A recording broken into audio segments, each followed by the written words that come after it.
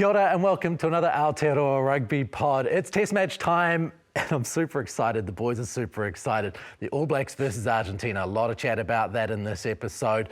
Can the All Blacks win over there first and foremost? And who will it be? And how will they decide who their Rugby World Cup squad is? How will they play the next 5 weeks and 5 tests out? We'll see about that. Also, Australia versus the Springboks. The Springboks have got a split squad. Australia's got Eddie Jones. There's plenty to chat about there. Of course, the Black Ferns toweling Australia and then heading to Canada and the under-20s as well, where a few concerns about the New Zealand team after being beaten up by the French. What I can say is it's a very big surprise for all of you on the show and a wonderful, wonderful thing to have Bryn Hall in studio, the international man of mystery, right here. Oh, it's good to be back, lads. It's good to see the old mate back in the flesh. So I thought he was going to say the surprise was I wasn't wearing a Barfoot and Thompson polo. I was surprised to be back under. Didn't get from the open home. I came from the golf course to here this time, you know. So well played. Yeah, the bank account's still ringing. You got to get it. You got to get it in there. It's good to be back, there, lads. It's good to be back. Nice to have you back, and of course James Parsons. Here as ever. Very, very it's good well. To see him pulling his weight. You know, he's not on the screen. I probably should have just done it from home today. Let the big fella have his moment in the sun. He told us he'd be looking sharp when he got back. He's even wearing a polo. I reckon it's the first time you've ever worn a polo. Yeah, and I just thought I'd just kind of come in. I see Jip, my old mate, every single time wearing a polo, so I've kind of just followed suit and. A polo would look nice for the lads. Yeah, that's right. And then you guys just talk golf, so it kind of fits. Oh, that's it. We could talk for about half an hour on that. So. What did you shoot? 100? Yeah. 94? Kinloch got beaten up, absolutely beaten up at Kinloch, so no good. As much as the people want to know about that. No, they don't. There are 5 games until the Rugby World Cup, and there is plenty for New Zealand to do.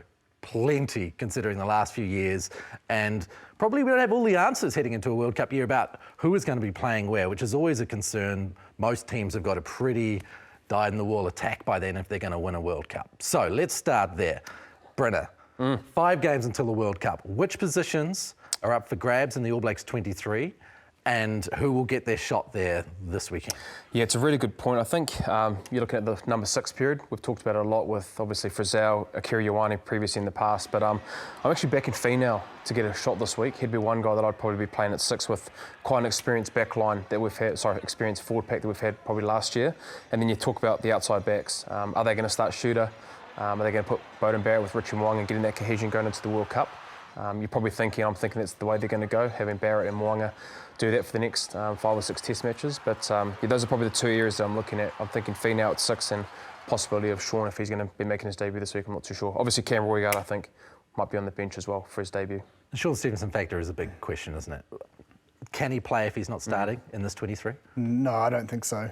I think that we always say that 23 man is a key role in terms of covering the midfield, outside. So you'd have to probably think McLeod's sitting pretty for that 23 spot because he can literally play all those positions outside 10. So he's looking good for that spot. But I think it's now or never with Sean. Like a few things are falling his way. If you think called in for injury for Mark Talia he's travelled, so it looks like he's coming back. And then obviously a few other boys have been sent home. It's almost like it's his opportunity, it's his time. And I think if it's going to be now, I think finding him that opportunity away from home will give them confidence that, say someone does go down in the World Cup, that he's had that moment in the sun. It'll be a tough atmosphere, and he's just in red hot form.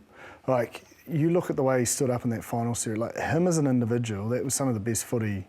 I think it is the best footy in terms of the pressure, the occasion, and what he delivered in all facets of his game. I think he'll be in the 15 jersey.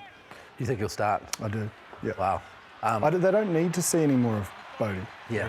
Like that will be the combination, Richie and Bodie. I have no doubt. But I think this weekend they know what Bodie can do. I think Sean, I just think all the ducks are falling into a row. Yeah, if they weren't going to play him, surely they would have sent him with the All Blacks 15, right?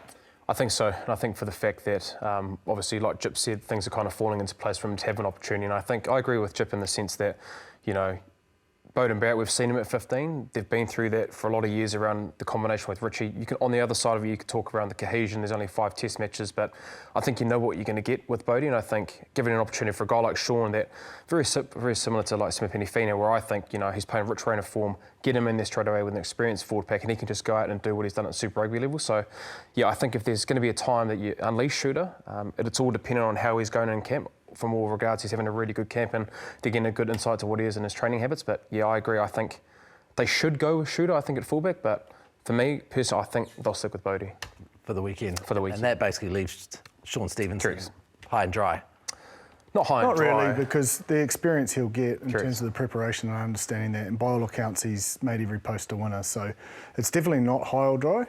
And maybe they see opportunity at some other stage in the series, but I don't know. I think the time is now, and put him in the 15 jersey. It's a big test match. I think in the past we would have gone overseas and said, well, we're going to Argentina, we can afford to try a few people, and they would have swept people in and out. But though, I don't know, just because there's such a limited opportunity. Like there is quite a lot of new names in here. Like you're going to have to see them before you go to a World Cup to know what you need and want in that 33. And I think you want to start building momentum into the latter stages of that, the early pool games, you know. So those sorts of Bledisloe Cups, that last rugby championship, that extra Bledisloe Cup, and then the game up in England, I think a consistent sort of 23. Leading it, you don't want to be doing too many opportunities then, I don't think. Because you start against France, there is no room to move, is there? You have to nail it against the box in the last warm-up. Well, that's it. I think, look, if we had it our own way, we would have loved to have more cohesion and getting really solidified around what we're wanting. We're talking about the midfield, loose forwards, and there's always this form of, I guess, positions that you want to be able to be really strong in. But I think, for examples of like Shooter and outside backs, like I said, we know that they're probably going to go with Barrett. That's what I believe. But guys that you need to try to get them in now, give them an opportunity and saying, look, you've passed the acid test, and then now we can make a selection based around the 33 if we think you're ready for the World Cup moving forward.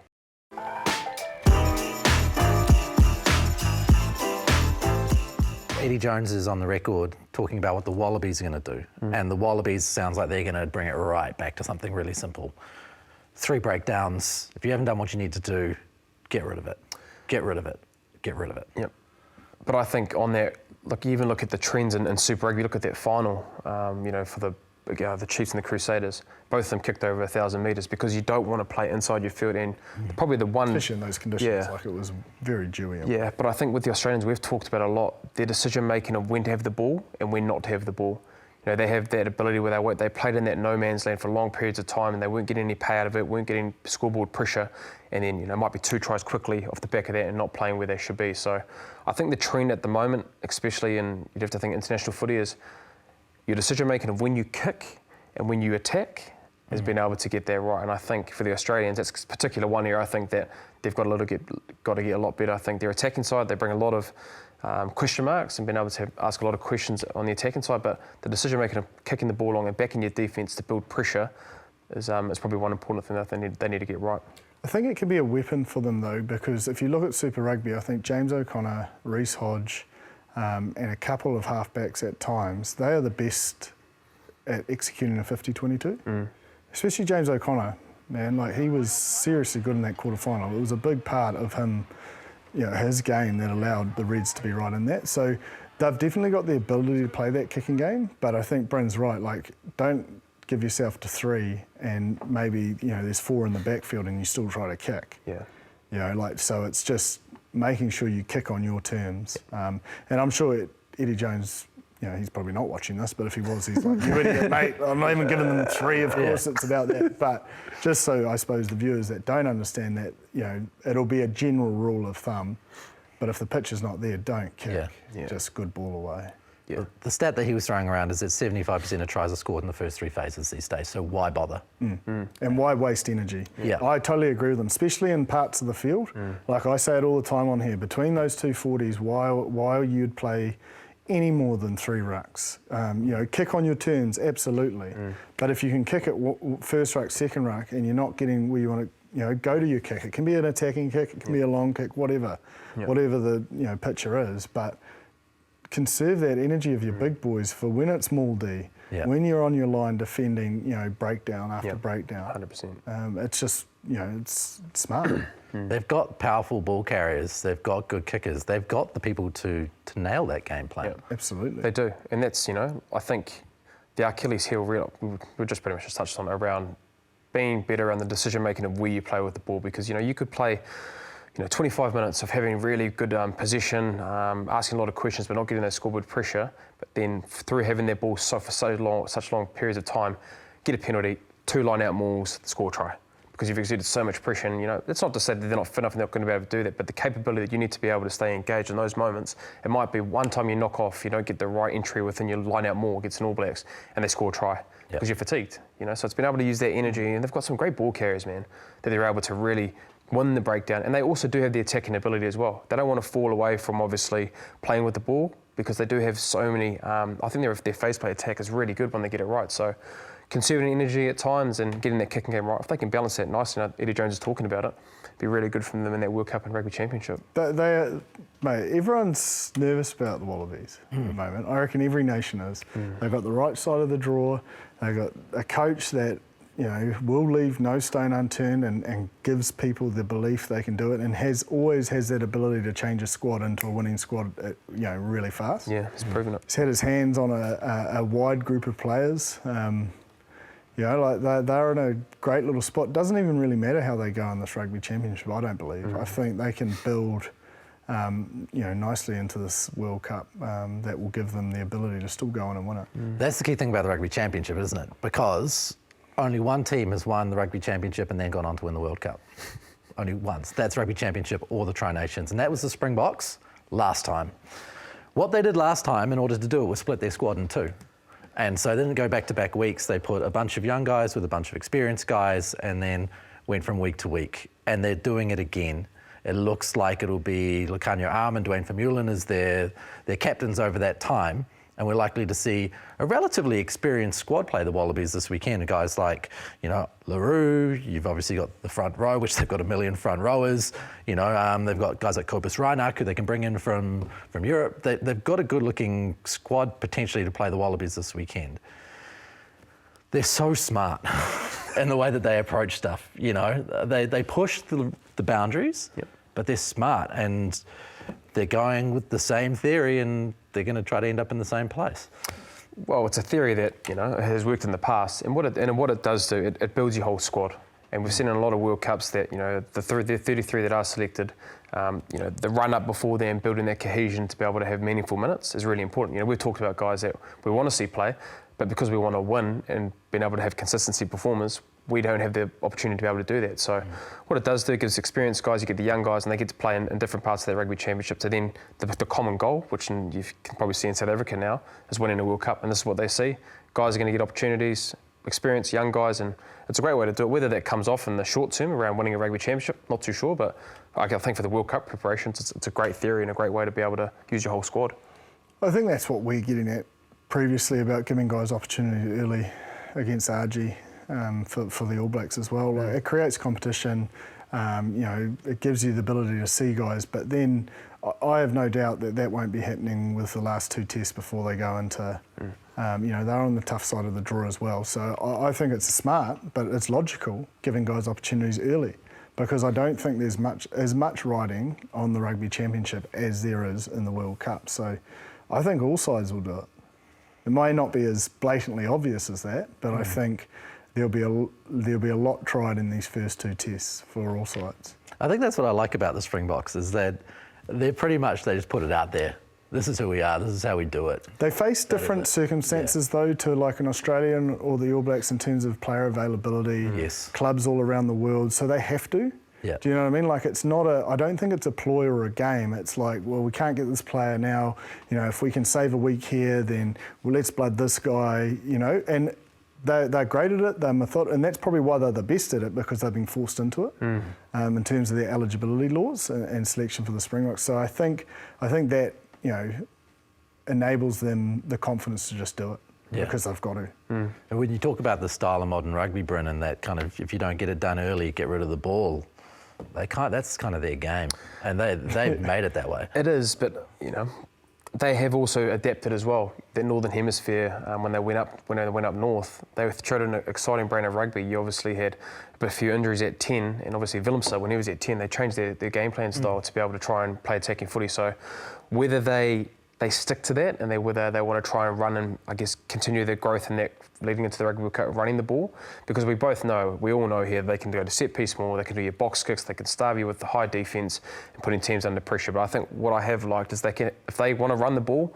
have they had enough time that they've really adapted that trip? I'm not too sure, but if they can, and they can do the kicking game as well, they've got both styles that can win a World Cup. Yeah, the thing I love about them is their natural game is built for test matches. Yeah. Do you know what I mean? That's why they always do well at World Cups. Even if they don't win it, they're right in the contest. Do you know what I mean? So it's like, if they can just have that little bit of spice that we have seen in the last 24 months, they can match it. And I'm not trying to recover here from my earlier comments, but they can match it with the French and the Irish. And whereas, when we're talking about the All Blacks, if they can match the physicality, we know they are probably, world leading in terms of that X factor. So those two teams, and then the unknown, the Wallabies, they're still in this contest, the Rugby Championship sides. But they're not in terms of the complete package that those other two teams are. And just with the South Africans, you always know that they're going to be there physically, just with the sheer size of them. Oh, yeah. And that's probably one area I think we're not as big. I just say that for my beliefs around, especially around the contact area in that area. I think the South Africans are probably just a little bit bigger and around that. So I was talking to Kwaha Smith, playing with him, and they talk around that physicality battle, that they're not scared of a France or an Irish in that physicality area. And I'm not saying the All Blacks aren't, but they don't see that as really as a massive issue for them, because that's what they do every single day. They love that mindset. Their mindset is they want to obviously hurt somebody every single time they go into that. So they've got that physical element. You're just talking to a forward, mate. Yeah. But actually one of the smaller forwards doing the rounds too. But that's their mindset when it comes to that. And it's such an important part of Test match footy, and so you know that they're going to get that right. It's more so the execution of what their game plan around that looks like. But it's tough, man. It's really, really tough when you play the South Africans when they've got that mindset. Yeah. So do the Aussies have what it takes to beat the Springboks this weekend, considering all of this? It's in South Africa, right? Yeah, they've never won in Pretoria in 7 attempts. They're just such an unknown. It's really hard. I know that's a cop-out, but they are a little bit of an unknown in terms of how they're going to play. I don't think they go in as favourites, but I don't know. My gut just says they've, first test both sides a little bit disjointed in terms of that cohesion factor. If ever there's an opportunity, I think they have to believe. Has Eddie put enough belief in them to do it? I would have to think yes. I think it's going to be a lot closer. Yeah. I think the Springboks will win. Yeah, I agree.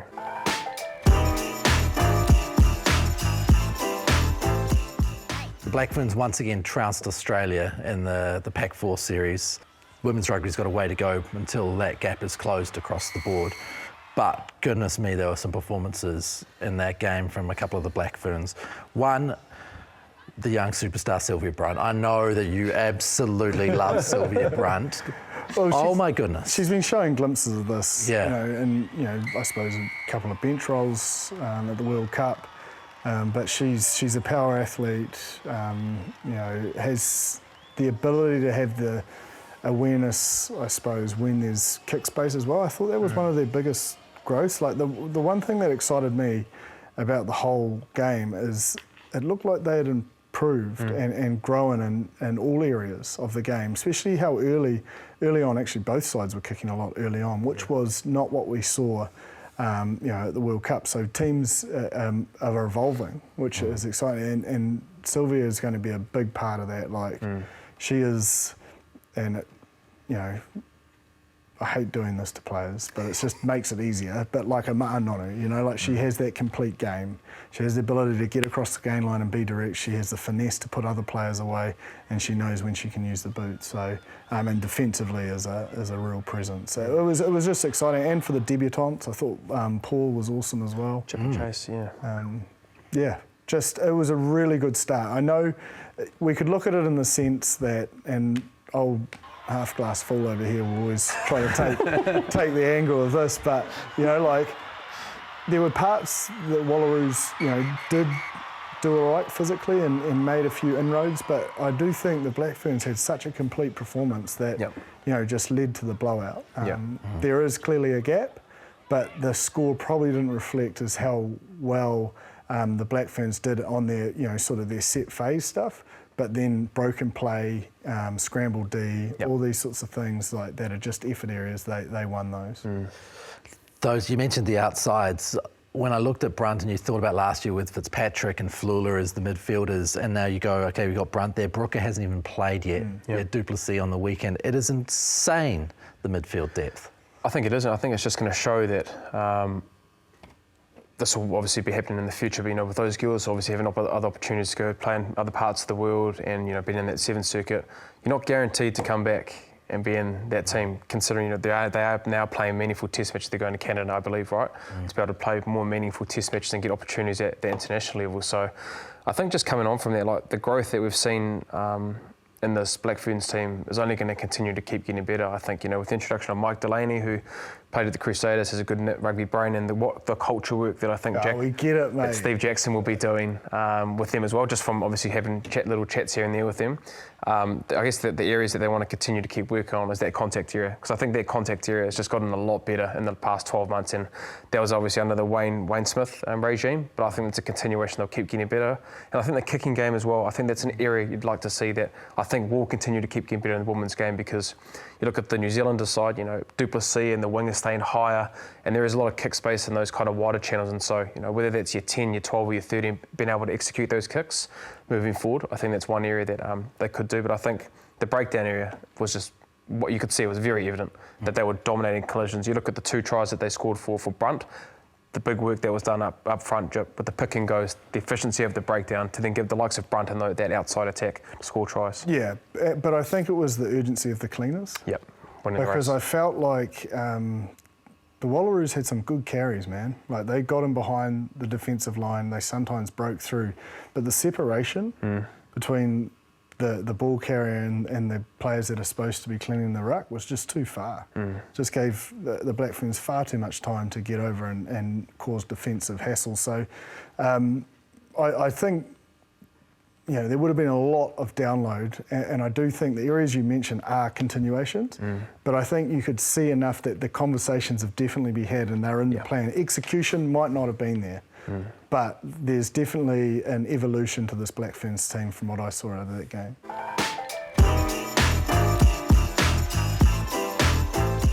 Bryn, it's been wonderful having you in the studio. It's good to be back, mate. Yeah. It's good to How be many back. weeks have we got you? Got me for 7.